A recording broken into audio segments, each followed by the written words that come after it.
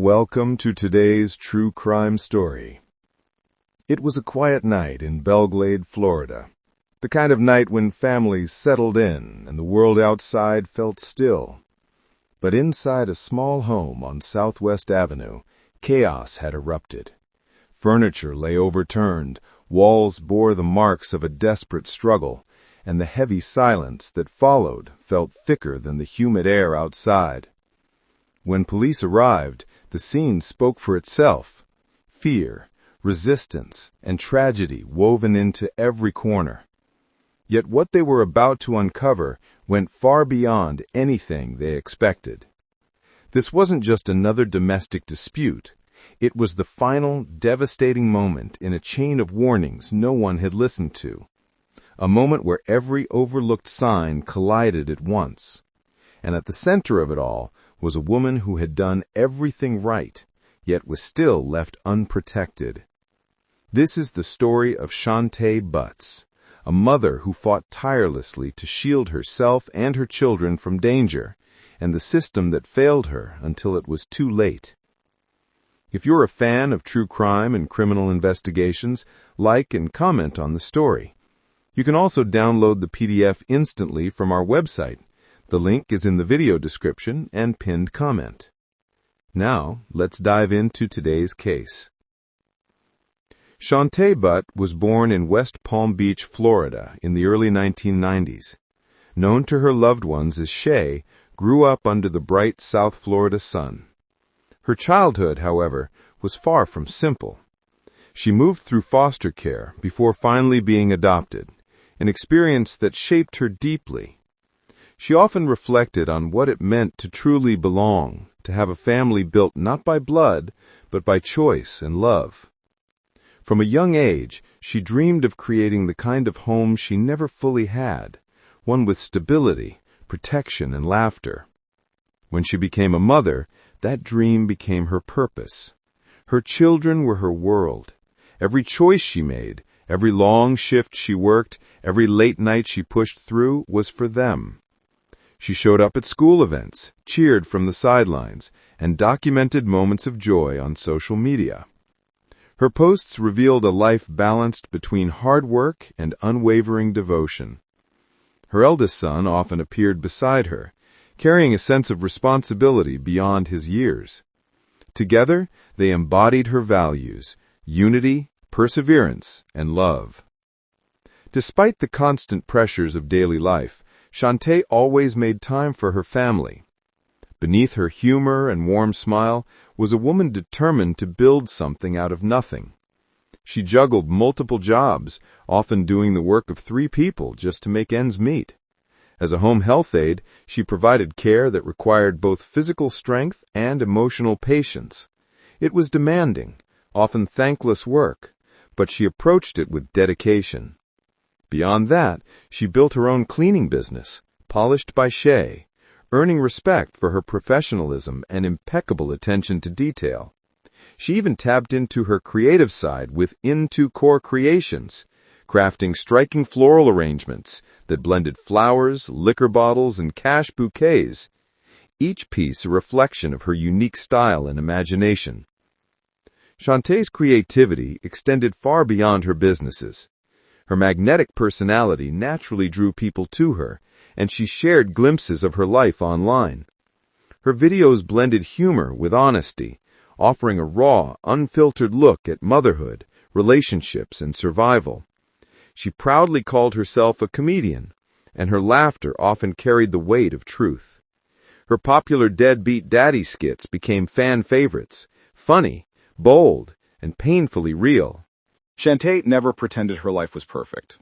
Instead, she turned her imperfections into strength, showing that even amid responsibility, chaos, and heartbreak, there could still be humor, purpose, and beauty. For her, laughter wasn't just entertainment, it was survival. Her skits, her jokes, her quick wit on camera were all ways she processed the turmoil of her life while empowering others who saw their own struggles reflected in hers. But behind the humor and the hustle, her priority was unwavering. She was a mother first. Every extra shift, every sleepless night, every new business venture existed for one reason: her children. Her drive wasn't about money or attention. It was about offering them the stability she never had growing up. That focus never wavered, until she met a man who would change the course of her life forever. His name was Little Mac Williams, a 46-year-old man who initially appeared to offer support and companionship. He became the father of her youngest children, and for a time seemed to fit into the family she was working so hard to create. But the relationship soon began to crumble. What started as affection quickly turned into disappointment, frustration, and fear. Shante realized she didn't want that life anymore. She wanted peace. Not arguments, not manipulation, not the exhaustion of trying to fix someone who had no interest in changing. So she made a brave choice. She walked away. She focused on her children, her work, and even allowed herself to hope again, believing she could start over. But leaving Little Mac would not be simple. He refused to let go, and his refusal soon turned dangerous. Unbeknownst to Shante in the beginning, Williams had a long, violent history against women. His record showed a decade-long pattern of abuse against women. In 2014, an ex-girlfriend accused him of sexual battery. Police documented visible injuries, swelling, bruises, and a massive hematoma on her forehead. He was charged with multiple felonies, including domestic battery by strangulation and false imprisonment, yet he served only 36 days in jail. The leniency didn't discourage him. It emboldened him. By 2018, another woman reported that Williams was stalking her, showing up uninvited and tampering with her security cameras. He was arrested again, but convicted only of trespassing. His sentence? Just 59 days. Then came 2023, when his violence escalated. During another dispute, he struck a woman in the head with a hard object, sending her to the hospital. Once again, he was arrested. And once again, he spent only 2 days behind bars. The pattern was always the same. Violence, arrest, a short sentence, release. No accountability. No change. And then came 2024, when Shante became his next target. In July 2024, she called authorities after Williams forced his way into her home. He put her in a chokehold, kicked her repeatedly, and nearly knocked her unconscious. When she attempted to call 911, he ripped the phone from her hands and fled. Deputies arrested him and charged him with domestic battery by strangulation, witness tampering, and several felonies. He pled guilty, but instead of receiving the years in prison his crimes demanded, he was sentenced to just 157 days and issued a no-contact order. But what good is a no-contact order if no one enforces it? By October 2024, Shante was calling the police again. He was stalking her, calling nonstop, showing up her door, pounding until she was terrified to be home alone. He was arrested again for violating the order, but once again, the system failed her. In November 2024, he broke into her home, assaulted her, and stole her phone. Prosecutors downgraded the charge from felony domestic battery to a misdemeanor. He pled guilty and received a sentence of just 66 days. Despite the arrests, the convictions, and the clear escalation of violence, Williams remained free. Free to stalk, free to threaten, free to destroy yet another life. And Shante knew it. She didn't hide her fear. She reported it, she confided in friends, and she even expressed it through her comedy, turning her fear and fatigue into art. Her viral series, All Deadbeat Daddy, blended humor with raw truth, exposing the emotional and physical labor so many women shoulder alone. To her followers, it was entertainment, a brutally honest snapshot of single motherhood. But to Little Mac, it was something else entirely. He didn't see satire, he saw defiance. To him, her jokes were a public display of independence he couldn't control. What no one realized then was that behind every punchline, Shante was documenting her fight to survive, and time was running out. For months, tension had been building between Shante and her ex-boyfriend, Little Mac Williams. What she viewed as self-expression, honest comedic reflections on her frustrations, he twisted into humiliation. Her videos made people relate to her, support her, and love her more. But for Little Mac, they were gasoline poured on a fire. He became convinced she was exposing his secrets, airing his business online, and making him look weak. What Shante meant as empowerment, he recast as betrayal. By the summer of 2025, his anger had hardened into obsession. On July 1, 2025, he showed up unannounced at her workplace. She asked him to leave, first calmly, then with growing desperation, but he didn't care. He wasn't listening. What Shante didn't know was that this confrontation was only the beginning, the quiet before the storm that would soon engulf her life. Just 4 days later, on July 5th, deputies were called again to her home in Belle Glade, Florida. This time, things had escalated.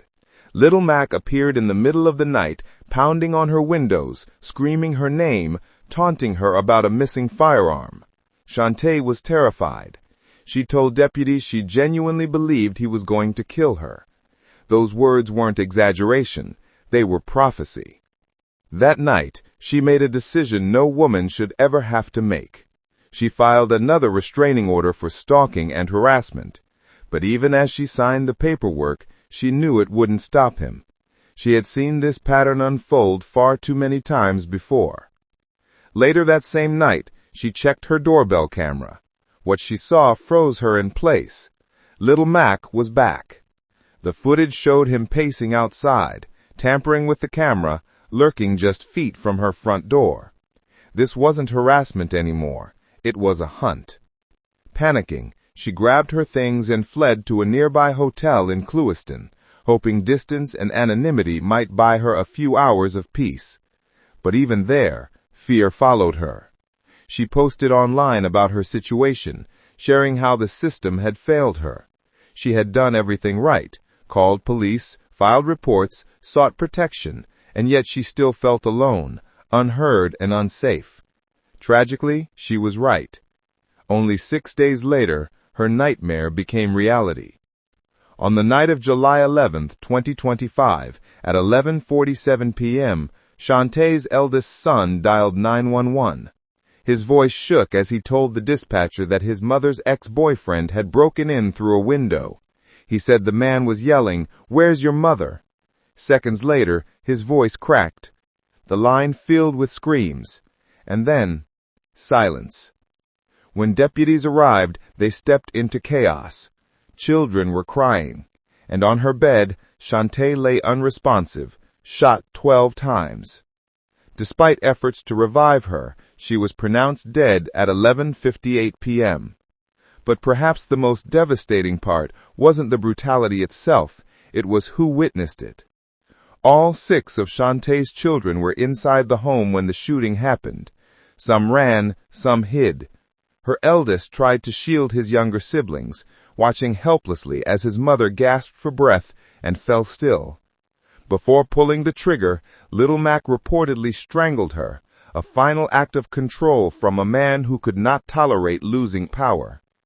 Outside, the scene was eerily quiet. There was no standoff, no attempt to escape, no hint of remorse. Deputies found Little Mac Williams lying in the street, his hands behind his back, waiting to be arrested. The same man who had terrorized Shante for years, who ignored every court order and every warning, surrendered without a fight. A coward finally caught after destroying the life he once claimed to love. When questioned, Little Mac denied everything. He claimed he didn't fire a gun and pretended not to know where the weapon was. But investigators didn't need his confession. His skin told the truth. Scratches covered his face and body, clear evidence of the desperate struggle that preceded Shante's murder. As detectives pieced the case together, one thing became painfully clear. This tragedy had not come out of nowhere. Every warning sign had been visible for years. Every threat had been documented. Every plea for protection had been filed away and forgotten. Shante did everything she could to stay alive, but the system that should have protected her failed her again and again. Investigators began retracing the long, disturbing history of the man known as Little Mac. His record told a story of violence, intimidation, and repeated abuse. Time after time, he was arrested, released, and allowed to continue his cycle of terror. Shante told anyone who would listen that he was going to kill her. She called deputies, begged the courts for help, and warned her family and friends. Just days before her death, she fled her own home, certain he was hunting her down. But no one stopped him. When news of her murder spread through Belle Glade, the community was shaken. Neighbors described Shante as a hardworking single mother who poured her energy into her children and her small business. Friends remembered her as determined, creative, and full of life, a woman who always found a way to keep going, no matter how hard things got. Her children were left behind, forced to face a world without their mother. Her oldest son, the one who made the 911 call that night, would forever carry the memory of what he witnessed. He became the voice who identified the man who took his mother's life, an unbearable burden for a child. For investigators and the community, the arrest of Little Mac brought both relief and anger. Relief that he could no longer hurt anyone else, but outrage that it had taken Shante's death for the system to act. Court records revealed a disturbing pattern. Despite multiple charges over the years, including a conviction for choking her the previous July, his punishments were always short. The longest sentence he ever served was 157 days, and the penalties only grew lighter with each new offense. Strangulation, stalking, break-ins, death threats, all documented, all met with leniency.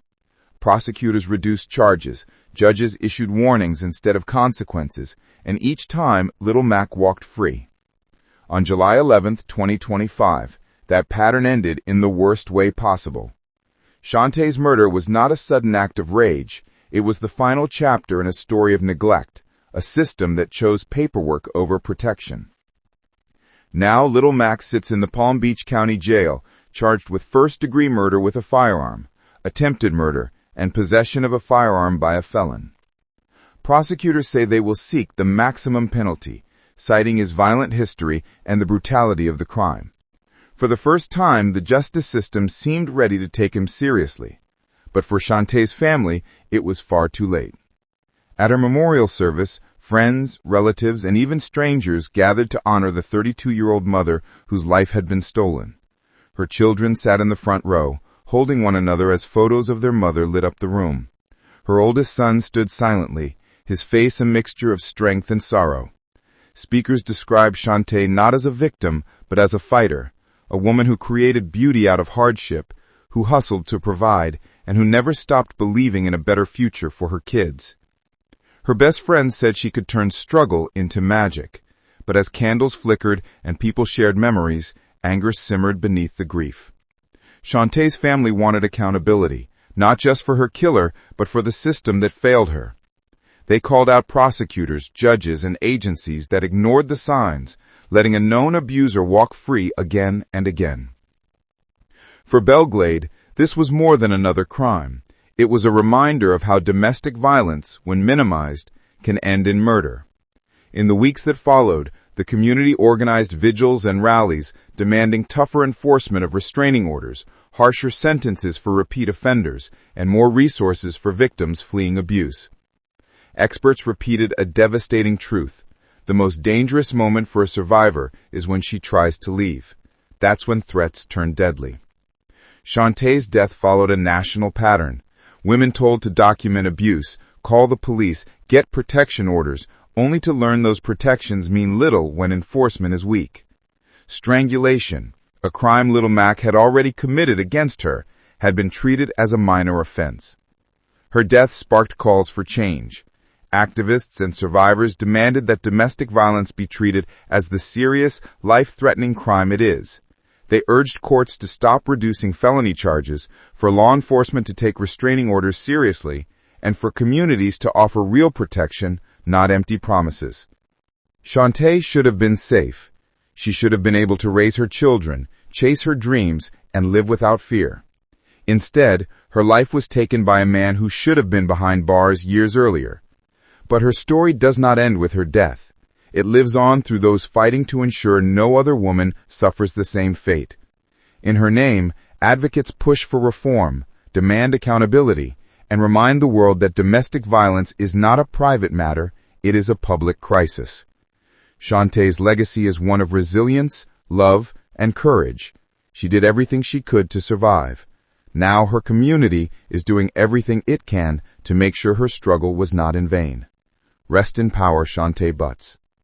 Thank you for listening to Real Crimes. Share your thoughts on the story, like and subscribe to the channel.